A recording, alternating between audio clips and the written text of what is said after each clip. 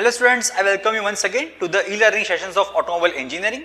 Myself Hardik Shah, and during this lecture series we will discuss some interesting topics in the subject of automotive engineering. Okay, and we are actually discussing the subject of automotive electricals and electronics.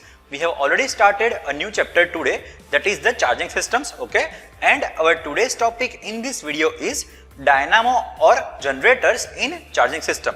Okay, I hope you will see this video till the end to completely understand this topic and gain your skills in automobile engineering.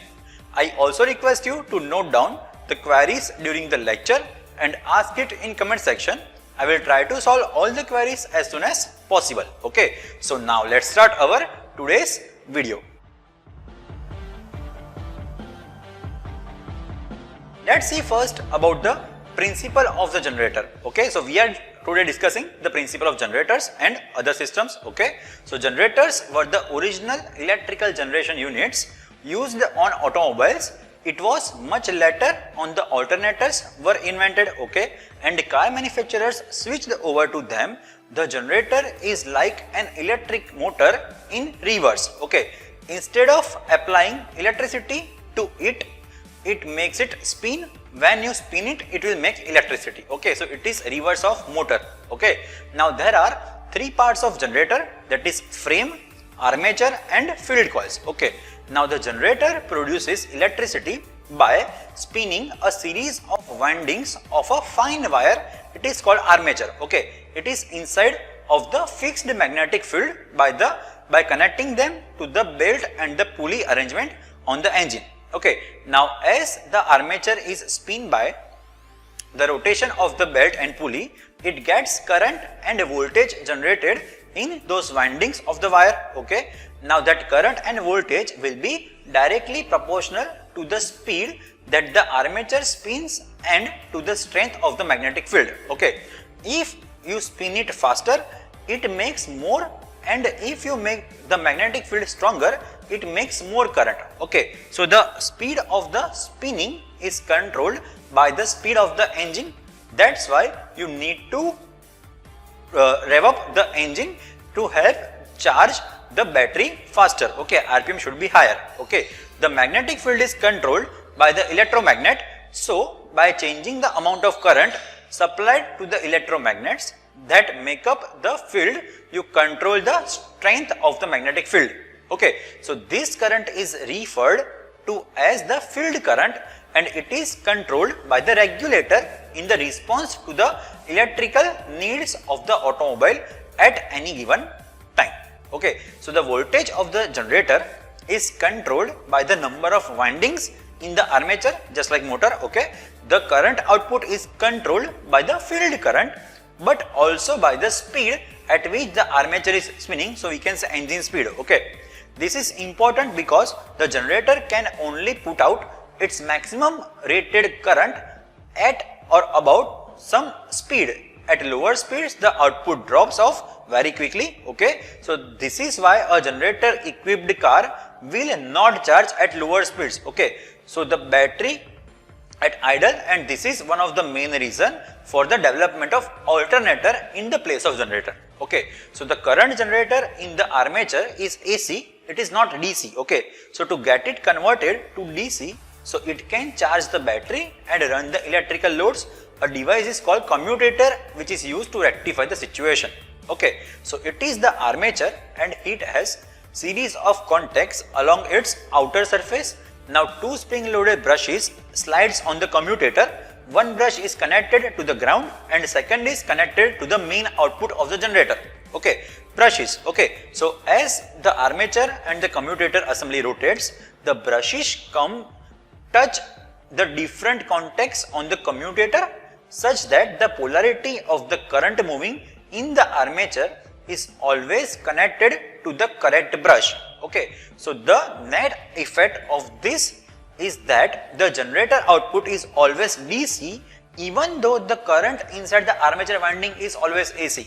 So this is the main reason why we are using alternator in place of generators. Okay, now there are two types of generator. Okay, one is AC generator, second is DC generators. Okay, so let's see first about the DC generators.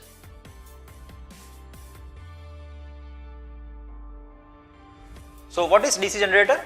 A principle of the electromagnetic induction are employed in the generators for producing the DC currents. Okay, so the basic components of the DC generators are actually shown here. You can see it here. Okay, so a framework composed of the laminated iron sheets or other ferromagnetic metal has a coil wound on it to form the electromagnet. Okay, so when the current flows through this coil, magnetic field are created between the pole pieces as it is shown here. Okay, so permanent magnets could also be employed instead of the electromagnet here. Okay, it can be replaced. Okay, so to simplify the initial explanation, a single wire loop is shown below the north and the south pole pieces. Okay, so when this wire loop is turned within the magnetic fields, it cuts the lines of the forces and a voltage is induced. Okay, if there is a complete circuit from the wire loop, the current will flow.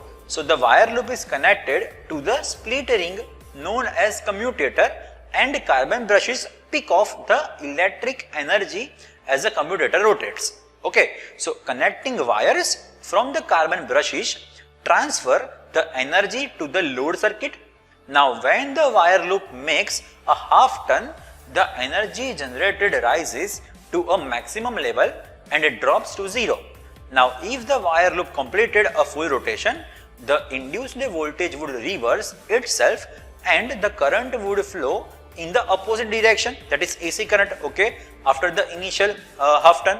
So to provide for an output having the single polarity, that is not DC not AC, DC current, a split ring commutator is used. Thus, for the second half turn, the carbon brushes engage commutator segments opposite to those over which they slide for the first half turn. Okay, so it will be turned. Okay, keeping the current in the same direction. Fine. So the output waveform is not a steady level DC, but rises and falls to form a pattern referred to as pulsating DC. Okay, thus for a complete 360-degree turn of the wire loop, two waveforms are produced. So this was about DC generator. Okay, two waveform will be produced in DC.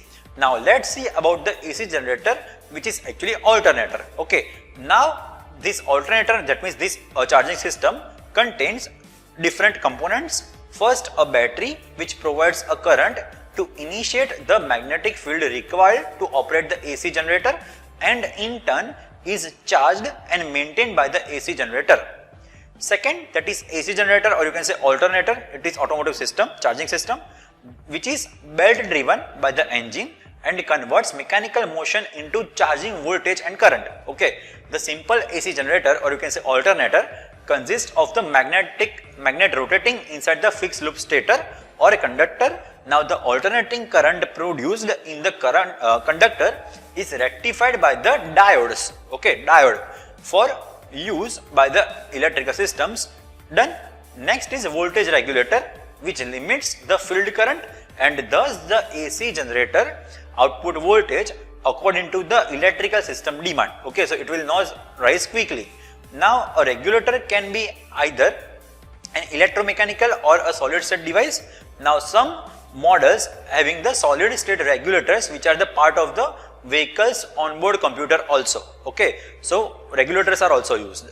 And last one is the ammeter, a voltmeter and the warning indicator lamp, okay, which are mounted on the instrument panel to give the visual indication of the working of charging system and how it is operating.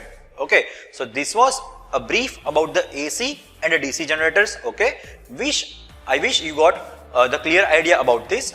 Therefore, if you have any more to know or any more specific query, please let me know in comment section. Okay, I will try to solve all the queries as soon as possible and I will try to respond it. Okay, in next lecture we will discuss about the different charging systems and its working in two-wheeler and four-wheelers. Okay, I hope you like this video. Thank you so much. Stay tuned. Goodbye.